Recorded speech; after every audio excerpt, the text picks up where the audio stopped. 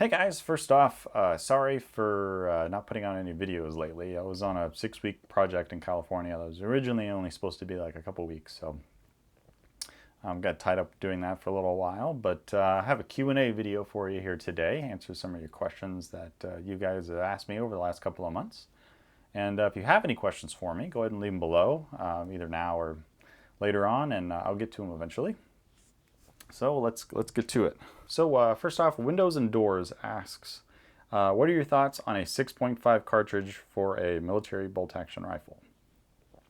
I happen to be a really big fan of 6.5 military cartridges for bolt-action rifles. As you can see behind me, these are all Swedish Mausers, all 6 of them here on the wall. And Swedish Mausers are in 6.5 by 55, which is an excellent round.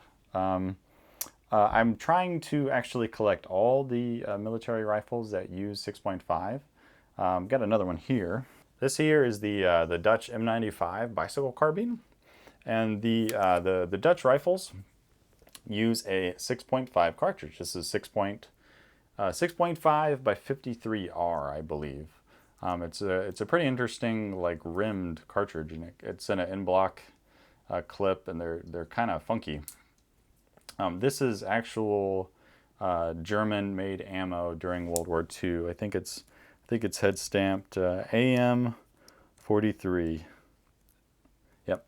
So I think that it's a nice round. It's especially nice out of these little carbines. And actually, the reason that I got into 6.5 was I was looking for a good rifle cartridge combination for Samantha, and I wanted something that didn't have a lot of recoil, that like a 7.62 caliber cartridge would. I didn't want to have anything too recoily, but I wanted a rifle that would be like pretty light and handy. So I actually got my the first M94 Swedish carbine that I got, and I got that for her.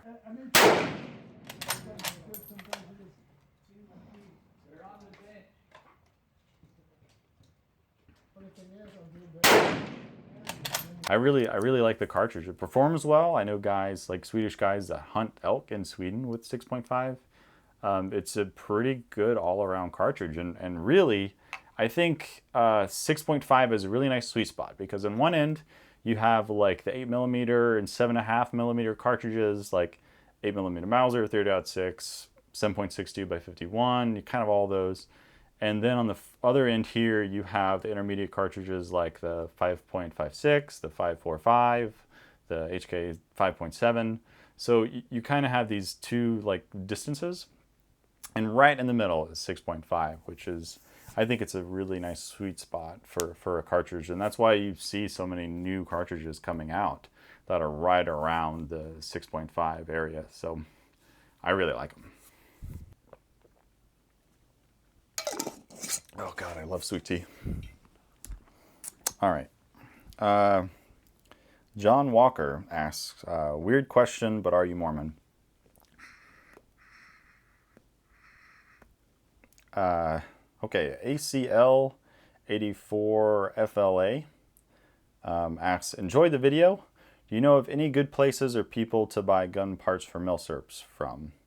I'm looking for an original monopod for my Arisaka Type 99. So I tell you what, an original monopod is going to be really hard to find. Your best bet for that is honestly like auction sites like eBay, maybe Gunbroker, and it's just, you're just going to be really diligent and just check them all the time. Just constantly be, searching for and checking for monopods. Now, I will tell you that they do make a reproduction monopod for the 99 that you might be interested in. It's cheaper. I think it's like 40 or 50 bucks. It's like a quarter of the price of an original if you find one. So you might want to go that route. But in general, like some cool places to get gun parts from are like Sarco, Liberty Tree Collectors, Springfield Sporters. I'm sure I'm forgetting a bunch, but there's a lot of really cool websites like that specialize in old gun parts that you can check out. John Smith asks, with surplus 7.62 by 54R ammo being all but dried up, one must resort to using exclusively commercial stuff. Well, the steel case commercial ammo isn't super expensive yet. I've been thinking about whether or not it's worth getting into reloading for 54R. Thoughts on this? Yeah, so the thing with reloading, if you don't have any equipment, right? So like if you're starting off like with no equipment, it's going to be really expensive to get into it. You have to buy the press, you have to buy the dies, all the powder stuff. Like it's going to be a lot of money. Like expect to pay like what you'd pay for like a rifle to get set up and reloading. Now, if you're already set up, yeah, you might as well do it. Just buy the dies and get into it. But there's kind of only two big things that sort of justify reloading in general. So the first thing is if you're going to shoot a lot, like if you know you're going to shoot a lot, because if you just think you're going to shoot a lot and you buy the stuff and then you don't really, then you kind of wasted a lot of money.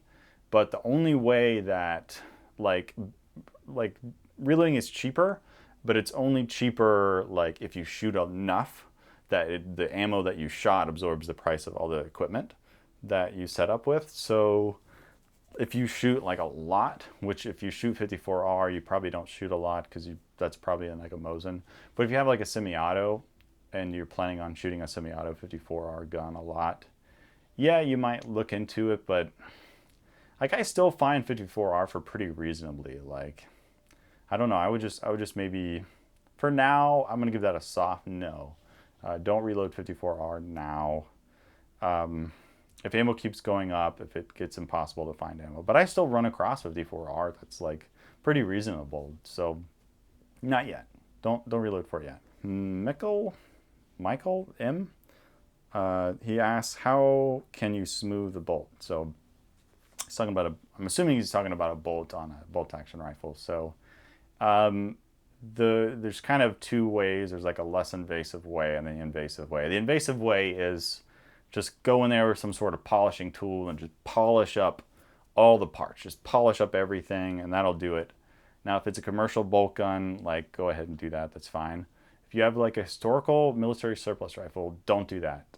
What you probably should do is use like a bronze Odish brush and kind of just scrub all of the bearing surfaces everywhere that steel touches steel, which you can probably just find by like the finish being worn off. If the finish is worn off, it probably means that that's like a bearing surface.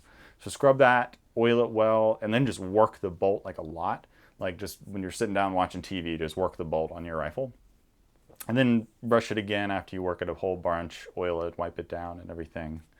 And that's about the best you can do for a bolt, really, on an old military surplus gun. Just using it, keeping it clean and oiled is really the best you can do. Minvu, I hope I'm saying that right. Minvu asks, is the K31 your favorite surplus rifle? And it's really close. It's really close to being my favorite milsurp rifle. It's a pretty sweet gun. I like the caliber. The caliber's kind of close to like 308. The straight pull action is just kind of like a funky cool action. The weird like barrel shaped handle is just sort of funky cool. And just the look of the gun is just, it's unique and it's pretty cool. It's a unique shooting experience. And I really like the gun because of that. It falls short on being my absolute favorite, I think, for like two reasons.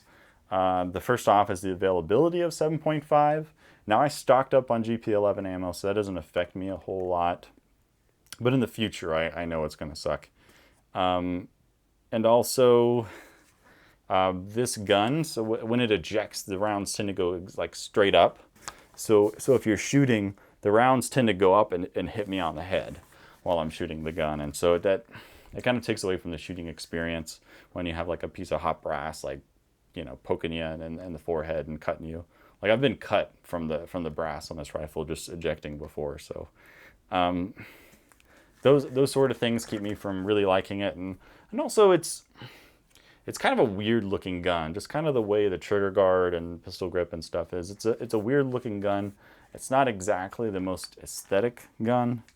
It's not kind of like one of these Swedish Mausers that just look amazing, like up on the wall, but it's up there. I would say it's probably in my top 5 favorite milsurp rifles, which is probably a really good title for an upcoming video, like top 5 personal favorite bolt actions. So I appreciate your questions. If you have any questions for me, go ahead and comment them. I'll get to them eventually.